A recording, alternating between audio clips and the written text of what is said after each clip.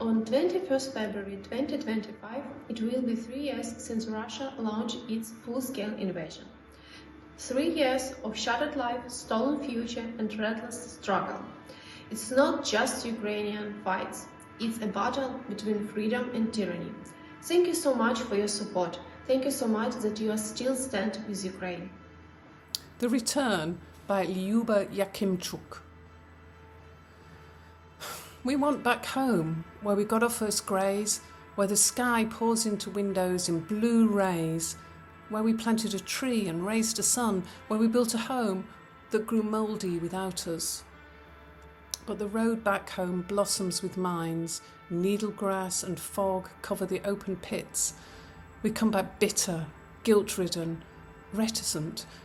We just want a home back and a little peace, if only to go there, to breathe in the scent of mould, pulling yellowed photographs out of the family albums. We're going home where we won't grow old. Parents and graves and walls waiting for us. We will walk back, even with bare feet. If we don't find a home in the place where we left it, we will build another one in an apricot tree, out of luscious clouds, out of azure ether. Борис Гуменюк. When you clean your gun every day, rub it with aromatic oils, shielding it with your own body while getting wet under the rain, swaddling it as a little baby, even though you have never swaddled a child before. You're only 19, and you have no wife or child. You bond with your gun, and you two become one. When you dig the earth, when you dig a trench or a foss every day, you dig handfuls of this precious and hateful earth. Every second, handful spills into your soul.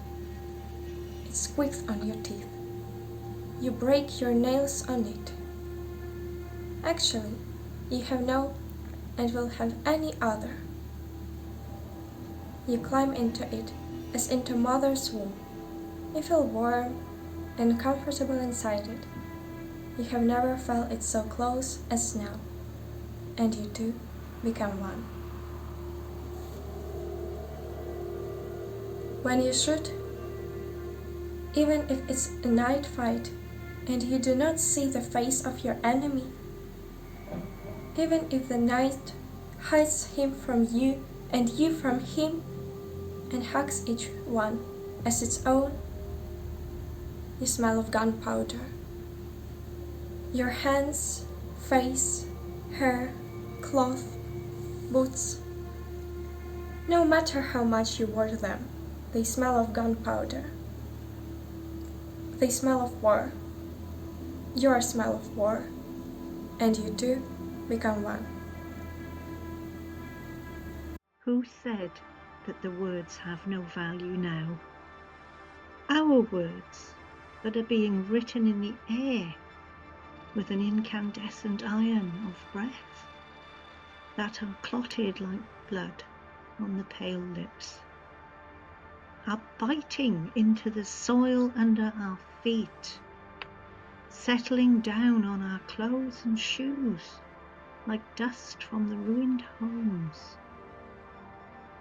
Our words are stretching to our dear ones, to everyone who is scattered all around the country's map that's shot through, along the tough connection wires attached to the heart, along the tight ropes of coalescing. How much we can love together, how much we can hate. The words we put into the backpack just before leaving, the words we grab to maintain who knows what balance when the ground is beaten from under our feet like a rickety stool. The words we are pressing to a gaping wound, the torn, tender belly of safety, still in their teens. Our words, hard and protuberant from rage black from grief, like a concrete ceiling of an old bomb shelter. There is nothing more durable than them, nothing more everlasting. We live in times when bombs are falling from peaceful sky on you and me, when my beloved and native town met thousands of refugees. We live in times when all the people united for the common goal, we weaving nets and making candles collected useful support. When all Ukrainian armed forces showed great success on battlefield, the world was marveled at their courage, and we are grateful them for peace. They are defending our living. They let us sleep in warm beds. Their aim is to win back all taken and be the masters of this land. So, glory to Ukrainian soldier who risked his life and shed the blood, who loses comrades in the battles, will move to victory parade. And nowadays, Ukrainian people, united only by one dream, drive out enemy invaders, stop war, make peace, and win.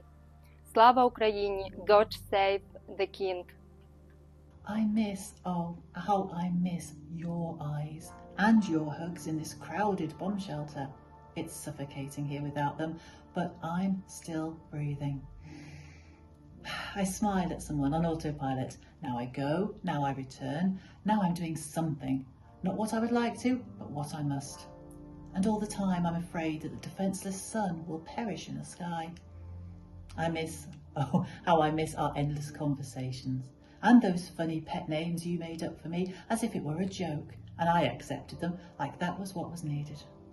And now, sometimes, when I think I hear them, I smile, and this time not on autopilot, but with some unconscious hope that the defenceless sun won't perish in the sky. I close my eyes and hear them again, and again, and again, and again. This is something I can't tell anyone, for who can understand the speech of two lovers like some kind of Esperanto? Maybe only the wind, and even the wind only pricks the ears stealing after us into this bomb shelter. I miss, oh, how I miss even the shortest moment which, until so recently, was known as happiness. I'm a battery that keeps going, even with a negative charge. Bell's wires scream in my throat. Everyone listens, but no one can hear how the low, anxious sound pulsates in the sky. It's the voice of God, God unneeded by anyone. For 10 whole days it's been raining red stone. It's time to read the manual of reincarnation. In case of emergency, 1. Break the glass of calm. 2. Erase the protective layer of fear. Look, here it is, the molecular formula of love. Use it, then pass it on to the children. Here is a poem by Katerina Babkina. And now this spring, the one that no one has wanted to meet. The shadows of birds are hiding around the ruined roads. The city stands still, not waiting for rain to fall on the street, but being palsied with grief for all the deceased souls. A fog full of blood will be spreading among the dark trees, and plants springing up in the fields will deliver black seeds. Though this is the spring that will take what it needs, and this very spring will give all it shall give by all means, by shedding the light of bright golden rays that heal each chest that is aching, each heart that is shrinking with pain. The future will come, it is for sure, and the sky will be clear, and those who survive will be living for those who aren't here. Rocket in the Room by Oksana Maximchuk. What the rocket has in common with the room full of children? is its current location. Somebody thought the rocket belonged in the room with children, and now it's here. In time, someone else will come and collect the pieces of the rocket and of the children, weeping and shouting insults at the sky. But for now, this rocket and these children are an unsorted matter, a puzzle awaiting a solution. And it's spring again. God, how much can a person overlive? To suffer, to cry, to burn with pain, and then feel an emptiness, and don't forgive.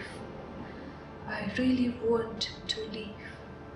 I want to believe, and feel a forgotten smile on my lips. I just want safe walking the streets, and in forest big wildflowers. I want to look at calm water in lake for hours. I want to breathe deeply and enjoy life every new day. To look at stars shining brightly and never know any pain. Let it go away. And it's spring again. And there is a war in Ukraine. This is my testament by Taras Shevchenko.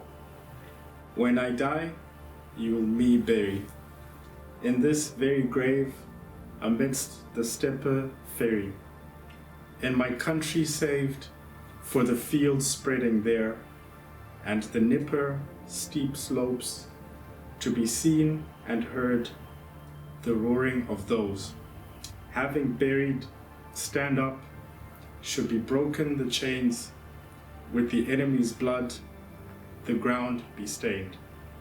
Then in your large family, new and free, don't forget to say a few words about me. Tell me, what is Polyanitsa? Why do nobody fall asleep?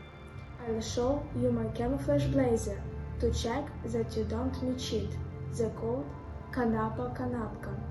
When was the war began? And who is fighting with me? I will kill and occupy, I will burn a tank.